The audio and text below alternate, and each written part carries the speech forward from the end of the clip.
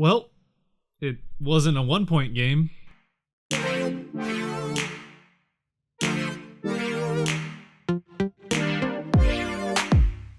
What's cracking, everybody, and welcome back to Kraken R&R, or Recap and Reaction.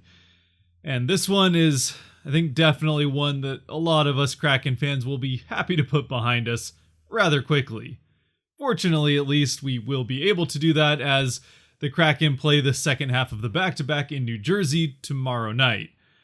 But that doesn't make tonight's game any more fun. Well, I guess we might as well get right into the game against the Flyers, which for the Kraken was their fourth game of the road trip already, and fourth game, I guess, in general as a franchise, with this one being seen as kind of the Hakstol revenge game. Though ultimately in the end, the only people getting any revenge in this game were maybe the Philly fans who felt wronged in some way by the way that Hakstol coached the Flyers back when he was their head coach. And actually, speaking of which, they had a note on the broadcast about that kind of surprised me a bit, that Hakstol apparently has coached the third most games in franchise history for the Flyers. And considering this is one of those first expansion teams, yeah, again, it was definitely a surprise when they pointed that out. But either way, as things got started, like pretty much all of the Kraken games have been to this point, things were pretty back and forth early on. The Kraken had a bit of a slow start in the first minute or so, but then seemed to use that aggressive forechecking, aggressive offensive play that they have to start to kind of take control of the game a little bit, though there were still chances on both ends. With Grubauer having one point where he got kind of dangerously caught up behind the net in the defensive zone, and the Flyers fortunately weren't able to get control of the puck before Grubauer could get back in front of the net, and actually didn't even end up getting a shot off, so it didn't end up leading to anything, but that definitely could have been a pretty embarrassing first goal early on in the game. And coming right off that sequence, Donskoy had himself a bit of a breakaway going the other way, though there were a couple of Philly D-men who were able to kind of get their sticks involved a little bit, kind of a step behind Donskoy, but for the most part, he was able to get a fairly clean shot, although he had to rush it a little bit off on Carter Hart, who was able to make the stop. But again, it was a solid response to a somewhat sketchy sequence in their own defensive zone from the Kraken. And as play went on early in the first period, the Kraken continued to generate some pretty decent scoring chances, with one in particular having a beautiful pass from Geeky in the corner to Donato in front of the net, which once again Carter Hart was able to track and make the save on. And roughly halfway through the first period, it created yet another grade A scoring chance, this time for Jordan Eberle, from a pass and rebound off of Carter Hart. Unfortunately, Eberle does have to pull it back in front of the net with his backhand before getting the shot off, which gives Carter Hart just enough time to dive all the way across the crease and get his glove just into the corner of the net and in front of Eberle's shot, absolutely robbing him from making this 1-0 Kraken. And for Eberle, these have just got to start going in the net for him at some point. It seems like every game has at least one or two shots that would go in most games, but he continues to get robbed by either a defenseman's stick swung around in front of his shot, an absolutely beautiful save from the goaltender, or hitting a crossbar. So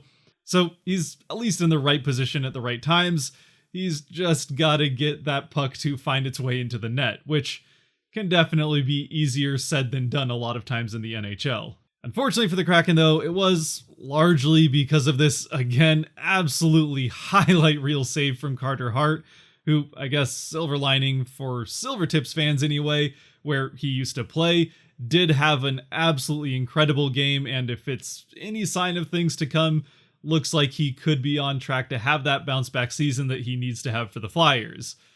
But again, the bad news for Seattle is that if he is going to have that bounce back season, it did seem to start tonight against the Kraken, and that save did seem to set off this series of somewhat unfortunate events that really just started things rolling in the wrong direction for the Kraken, as coming off the face-off of that save going the other direction, an absolutely beautiful shot from Giroux finds the top corner of the net, past Grubauer, and just like that, it's 1-0 Flyers. Then just a couple minutes later, it's Konechny coming in on a 2-on-2 and being given a lot of space by a cautious defense from the Kraken, and he gets that open shot off. Grubauer's able to make the easy save. Unfortunately, the rebound goes straight back to Konechny, who's able to put the second chance into the net, and just like that, it's 2-0 Flyers. And at that point, with momentum clearly in Philadelphia's favor, again, unfortunately, goal number 3 was not far behind, though this one certainly was not Grubauer's fault in any way, or really anybody on the Kraken as far as blame is concerned. This ends up being just the kind of thing that is gonna happen every now and then over the course of a season, and especially tends to happen on nights that go the way they did for the Kraken, as a random shot from the side, which really is the type of shot you only take with the hope that maybe a rebound bounces in front of the net to one of your guys who then can put it in, ends up deflecting off of a defensive stick from a Kraken player, then off of Soucy's skate in front of the net, and goes right into the net behind Grubauer. Again, a couple of weird bounces, and the puck just kind of ping-pongs its way into the net, and there's nothing you can do about it. But it did at that point really seem like this wasn't going to be the Kraken's night. After that third goal in the last few minutes of the first period, the Kraken are able to slow down the momentum that the Flyers had built up to that point. But again, it definitely doesn't lead to any particularly big chances going the other way. And at the pretty much exact end of the first period, Larson gets caught for a cross-check, which has the Flyers start on the power play starting out the second period. Fortunately, the Kraken are able to kill that off without too much trouble, and we're still at 3-0 as we get into the flow of things in the second period. And again, the Kraken did fall 3-0 in the first period of that first game against Vegas, and were able to come all the way back. But I would say that things definitely felt different with this 3-0, as ever since that big save by Carter Hart, things really had been going entirely in Philadelphia's favor, where with that Vegas 3-0 lead, a lot of it kind of came from a couple of miscues on the Kraken end, and they were still able to maintain some momentum going the other way, even if it hadn't shown up yet at that point on the scoreboard. And that at least seed of doubt in a potential Kraken comeback was definitely proven to be somewhat well-founded, as 7 minutes into the second period, Ryan Ellis gets somewhat lost in the defensive scheme of Seattle and left all by himself on the opposite side of the ice, and a no-look pass across the ice finds him wide open, and he's able to put it in the net before Grubauer can get across. And at this point, well, let's just say 4-0 is definitely not where you want to find yourself almost halfway through the game. It's definitely not unrecoverable. Teams have come back from worse, but yeah, the chances of that comeback are not huge at this point, especially with the Kraken seeming to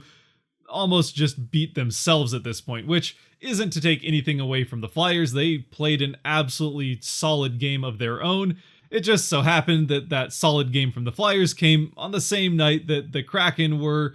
almost their worst enemy, with some incredibly sloppy play, and honestly, the sloppiest play I've really seen from them yet to this point. And it's something that had been evident even in the back half of that first period and continued to show itself through the second and third period as this game went on.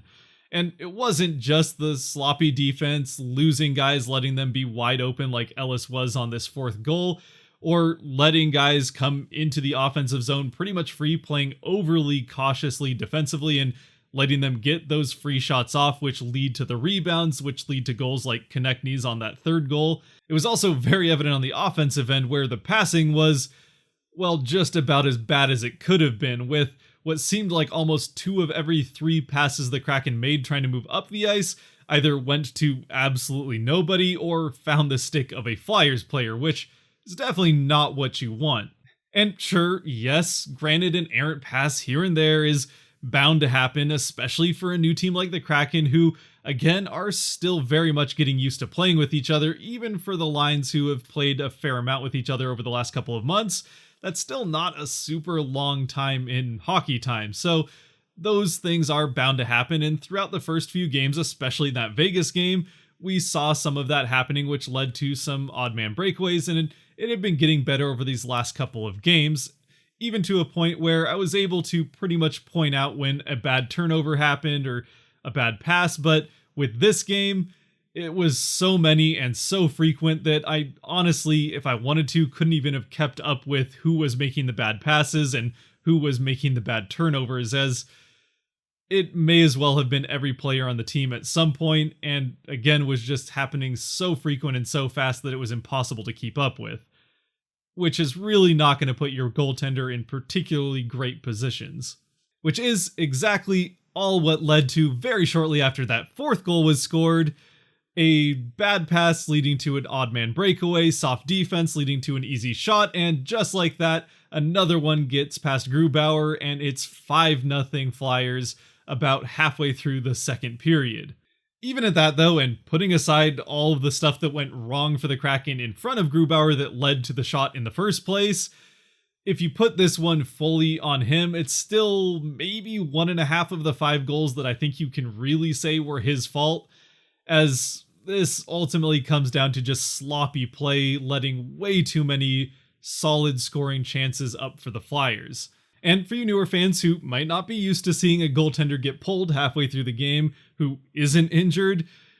I wouldn't worry too much about this one with Grubauer. Again, it's not like it was really his fault for the most part, and while this isn't necessarily something you want to see happening too often throughout the course of a season with the starting goaltender getting pulled,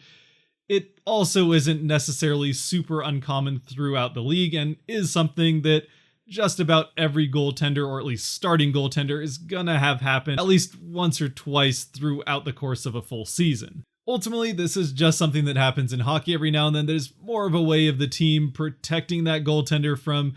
getting absolutely shelled and getting in their head going forward than it is the team saying that that score is the goaltender's fault. And when it comes to how the Kraken played defensively, it certainly wasn't Grubauer's fault tonight. And you can definitely see that when it comes to where the Flyers were getting their shots off from. Now, usually with a defense that is playing well, you want to be keeping the opposing shots around the outside as far away from the goal as they can. So even if they are getting shots off, they're from farther away and give the goaltender a decent amount of distance to pick up the puck and hopefully make the stop. And with this game for the Kraken against the Flyers, yeah, well, pretty much the exact opposite happened here, with those big red patches being where most of their chances came from, which are clearly pretty much right in front of the net and anywhere but from the outsides, with really one of the only shots that was kept to the outside being that one that we talked about, being the random bounced off a couple of defenders and into the goal shot. So this is pretty much just terrible defense by Seattle and putting Grubauer in a whole lot of really non-ideal scenarios and a lot of shots for Philadelphia pretty close to the net where it's gonna be tough for him to stop them. Either way, at this point though, 5-0 halfway through the second period, whether or not it's Grubauer's fault or to what extent it was Grubauer's fault that you end up getting to 5-0, which again, in this particular case, I don't think you can put it very much on Grubauer. This is still very much the point in the game where you go to the second goaltender, and arguably the Kraken probably should have gone to Drieger a little bit sooner. Again, not because of how Grubauer was playing, but because of the direction this game was headed in, how they were playing in front of Grubauer, and you want to keep him from putting it too much on himself, especially when it's not his fault, and this getting into his head going forward and causing problems down the road. But before we can even get to playing the first few minutes of Drieger's Kraken career, things start to get a little bit testy between the teams at this point, as something happens between Nathan Bastian and Giroux, which I don't know if Giroux said something to Bastian or the other way around, but either way, Bastian goes after Giroux and they don't really end up fighting, but there's definitely some pushing back and forth, and they both end up trading minors and going to the box for 4-on-4. But even with Bastian probably being the one that started things here, I would imagine, likely in an effort to try to get the Kraken bench a little bit more energized and back into this game, still, at this point, well, let's just say as far as my notes are concerned, all I could really think to write down was that Drieger's pads with those tentacles on them did look absolutely incredible on the ice, and as far as I could tell, that was going to be Seattle's highlight for this game. Which, ultimately, even though this is again halfway through the second period, really didn't end up being all that far off. Really, the story of pretty much the rest of this game ends up being, I guess you could call it the fallout from that Bastion-Giroux conflict at the face-off. And the Flyers, I guess to Bastion's credit, did seem to be pretty distracted at that point, with being a little bit more interested in exacting revenge on Bastion, or maybe the Kraken in general, for him going after their captain, which is fair. That's definitely a very hockey culture thing and definitely a Philadelphia thing. But it does, I guess, kind of even up the flow of the game, as really from here on out, the Kraken and Flyers, it's pretty back and forth, although I wouldn't say it was very high energy back and forth, as it definitely seemed like both teams were pretty accepting of where this game was going. But pretty much as soon as Bastion gets out of the box, the Flyers seem to go directly after him, and although they don't get to him right away, it ends up being Larson that gets the worst of it off the bat for the Kraken, as he gets ridden into the boards by a Flyers player, and that leads to some more exaggerated chippiness between these two teams, and a scrum of pretty much the entirety of the players on the ice minus the goalies, all grouped up into one spot, pushing and shoving each other, with refs trying to figure out how to break it up. And pretty quickly, off to the side, Sealer and Alexiak end up dropping gloves, and we get our first, at this point, seemingly inevitable fight of the game, which, although neither player ends up hitting the ice by the end of this, Alexiak very clearly ends up getting the better of this, which he probably should have, considering his noticeable size advantage. But both players go to the box, and all sorts of penalties end up getting handed out for the scrum, and somehow the Kraken end up on the power play. But, of course, because the Kraken couldn't seem to do anything right in this game against the Flyers, except for maybe in net, the power play pretty much ends up falling flat for, I think at this point, the third time in the night. The power play had multiple chances and really just never created very many scoring opportunities, and Philadelphia's penalty kill, which struggled pretty mightily against Vancouver, definitely had a bounce back game tonight against the Kraken, who, to their credit, the power play has looked pretty good up until this game, and I think for the most part, although we weren't necessarily expecting a lot of the power play coming into the season, I think this game is probably a little bit more of an outlier, as it certainly wasn't just the power play that struggled, and more just the team chemistry as a whole. Finally, though, with 3 minutes left in the second period, Susie is able to get a shot off on net, which is blocked, but he is also able to pick up his own rebound and puts the second chance past Carter Hart and gets the Kraken on the board, making it 5-1. At least ensuring that the Kraken aren't going to experience their first shutout in franchise history, or at least having been shut out for the first time in franchise history. Shortly thereafter, the Kraken get on the power play again, and in spite of getting at least one pretty decent scoring chance, and this probably being the best power play that they had of the night, it ultimately kind of just fizzles out and doesn't lead to much. And then starting off the third period, that power play for the Kraken finishes and goes right into a power play for the Flyers, which also ends up getting killed off largely because of a couple of pretty good saves by Drieger, but still we end up getting deeper into the third period, still 5-1. Finally, late in the third, after a rather uneventful middle of the third period, it's another 2-on-2 for the Flyers coming into the offensive zone, but for some reason it just felt like an odd man break for them,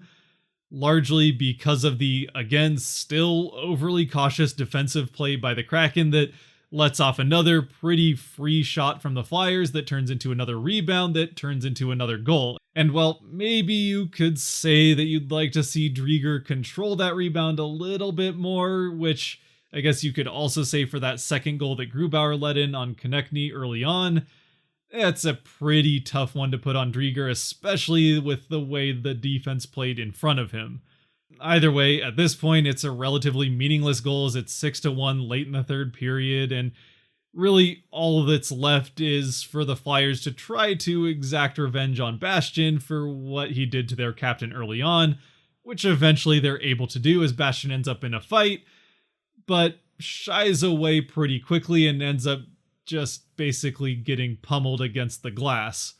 Aside from that, really the only thing that I felt was even worth taking a note of as this game closed out was that the one player for the Kraken that didn't seem like they had pretty much given up on this game at this point was Brandon Tanev, who got a pretty decent chance or two towards the end of the third period and almost put a couple past Carter Hart,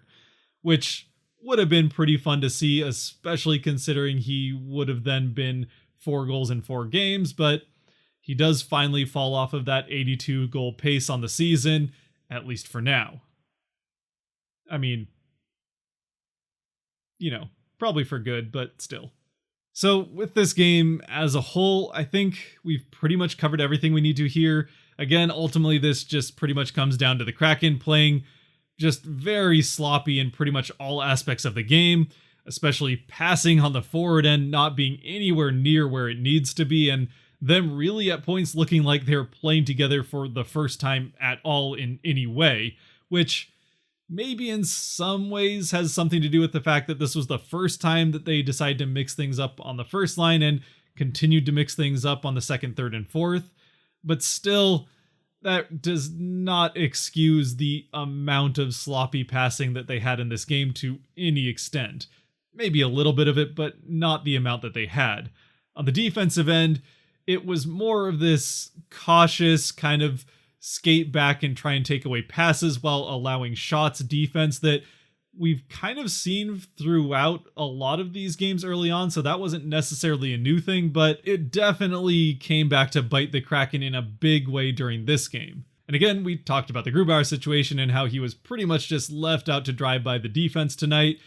Maybe you can blame 1 to 1.5 of these goals on him, but still, this is much more on the defense than it was on Grubauer, who just cannot be put in that many of those type of situations, especially throughout the course of a single game. But if you want to look a little bit more on the bright side and to end this one on a little bit more of a positive note, or at least a less negative note at the very least, this is a team that has now played 4 road games in 4 pretty hostile environments in 7 days. So I'm sure there's some fatigue that's setting in, even if this road trip has some benefits from a coming together as a team for the first time aspect. Unfortunately, if they are tired, it's going to have to be a quick bounce back from this bad loss to the Flyers as they play the Devils tomorrow night. Fortunately, it's the Devils and they're not very good, and that's nowhere near as hostile of an environment to play in, but yeah, let's just hope that the Kraken can get a bounce back game against a team that they absolutely should be able to beat. With that said, this has definitely gone longer than I expected it to, so if you have made it to this point, thank you very much for watching. If you did like or enjoy this video, there are buttons for that kind of stuff down below that I would appreciate you using. Until next time, stay safe out there, be good to each other, and go Kraken.